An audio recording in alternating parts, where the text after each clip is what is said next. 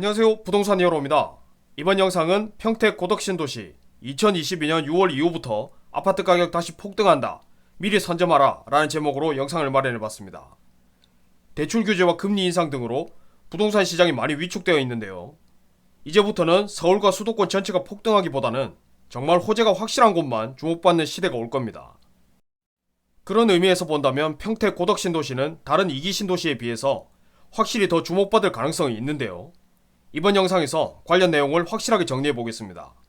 영상 내용이 도움되신다면 구독, 좋아요, 알림 설정 부탁드립니다. 평택 고덕신도시는 2기 신도시 중 하나입니다. 2020년까지 약 5만 5천 세대를 공급했고 추가로 13만여 명의 인구를 더 유치한다는 목표로 사업이 활발하게 진행되고 있습니다. 고덕신도시의 최대 장점은 역시 삼성전자 평택 캠퍼스를 포함한 풍부한 일자리가 있다는 점인데요. 경기도 대부분의 도시가 자족 기능 없이 서울의 위성도시화된 것을 감안하면 상당한 메리트가 아닐 수 없습니다. 그런데 여기까지는 이미 잘 알려진 사실이고 본격적으로 침체기에 들어선 작년 10월 이후로 평택 부동산 시장 분위기는 어떤 상태일까요? 수도권뿐만 아니라 우리나라 전체 대부분의 도시가 그렇듯이 평택 역시 대출 규제와 금리 인상 분위기로 거래가 실종되고 기존 신고가 대비 하락한 거래 사례가 하나씩 나오는 현상이 있는 것은 사실입니다. 그런데 큰 틀에서 보면 평택 부동산 시장 분위기는 다른 수도권에 비해서 조금 다른 것을 알 수 있는데요. 서울을 비롯한 경기도에 속한 많은 지역이 상승폭이 점점 줄어들면서 결국 보합세로 접어들기 시작했다는 기사를 자주 보셨을 겁니다. 물론 평택도 이전 폭등장에 비해서는 상승폭이 줄었지만 그래도 여전히 1월 셋째 주까지 경기도 평균의 4배가 넘는 상승세를 유지하고 있습니다.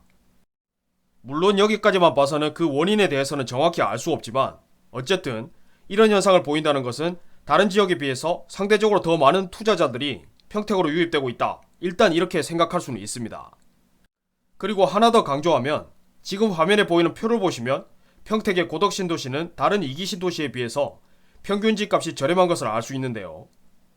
투자자 입장에서는 요즘 같은 거래 절벽 시대에 자금 조달이 쉽지 않을 것이고 그렇다면 아무래도 개발 호재가 풍부하면서 가격 장벽이 낮은 곳을 더 주목하려고 하지 않을까요? 자, 그렇다면 이제부터 왜 6월 이후부터 평택 고덕신도시를 주목해야 하는지 그 이유를 살펴보겠습니다. 올해 5월에는 우리나라 국민이라면 모두가 다 아는 대선이라는 큰 이슈가 있습니다. 유력 대선 후보 두 분이 수도권 광역교통 인프라에 대해서도 각자의 공약을 발표한 상태인데요. 이재명 후보는 GTX 플러스 프로젝트라는 이름으로 현재 노선을 전체적으로 연장하겠다는 공약을 냈는데 그 중에서 GTX-A 노선은 기존 종점인 동탄에서 평택까지 연장하겠다는 계획을, 그리고 GTX-C 노선은 평택 연장과 더불어서 시흥까지 연장하겠다는 계획을 발표한 바 있습니다. 반면에 윤석열 후보는 GTX-DEF 노선을 추가로 신설하고 기존 ABC 노선은 이미 계획된 종점에서 추가로 연장하는 방안을 내놓고 있습니다. 한마디로 세부적으로는 두 후보가 수도권 광역교통 인프라 구축에 대한 계획이 조금씩 차이가 있는 것은 분명하지만 공통적인 것은 어느 후보가 당선이 되더라도 GTX-A 노선과 C 노선을 평택까지 연장하겠다는 생각은 공통적으로 갖고 있다는 것을 알 수 있습니다. 두 후보의 이런 공약은 최근 개정된 법안 내용이 힘을 실어주고 있습니다. 제가 이전 영상에서도 여러 차례 강조한 바 있는데요. 평택은 최근에 대도시권 광역교통 관리에 관한 특별법 시행령 개정으로 교통개발 호재에 가장 큰 수혜를 받는 대표적인 지역입니다. 두 후보가 공통적으로 강조하는 공약인 만큼 선거가 끝나는 6월 이후부터 본격적으로 급물살을 탈 것으로 봅니다.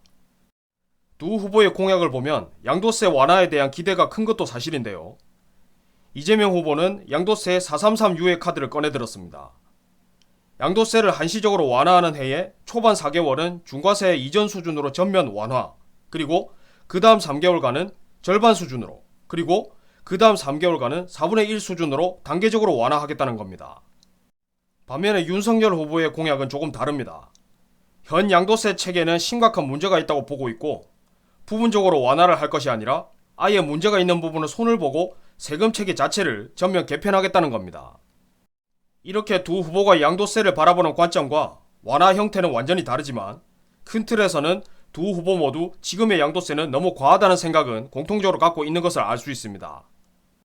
그렇다면 두 후보 중에서 누가 당선이 되더라도 양도세는 완화될 텐데 어떤 방식으로든 세금 부담이 줄어들면 어떤 현상이 나타날까요? 현재는 평택뿐만이 아니라 수도권 전체가 전반적으로 거래가 되지 않는 분위기에서 사연이 있는 급매물만 간혹 나오는 분위기지만 6월 이후부터는 세금 부담이 적어진 일반 매물까지 시장으로 나오면서 일시적으로 투자자는 물론이고 실소유자까지 진입하기 쉬워지는 시장이 올 수 있습니다. 물론 이런 현상은 고덕신도시에만 나타나는 현상은 분명히 아닐 겁니다. 하지만 개발 호재가 확실하고 가격 장벽이 낮은 평택 고덕신도시는 더욱 집중적인 영향을 받을 가능성이 높다고 볼 수는 있습니다. 이번 영상 내용을 한 문장으로 요약하면 평택 고덕신도시는 확실한 개발 호재, 양도세 완화, 상대적으로 저렴한 가격 덕분에 대선 이후에 특히 주목받을 것이다 정도로 요약할 수 있겠습니다. 무조건 되는 것과 될 수 있는 것은 엄연히 다릅니다. 대선 이후에 있을 전체적인 흐름과 평택 고덕신도시만의 차이점을 적절히 감안하셔서 미리 선점하는 지혜가 필요할 때라고 봅니다. 감사합니다.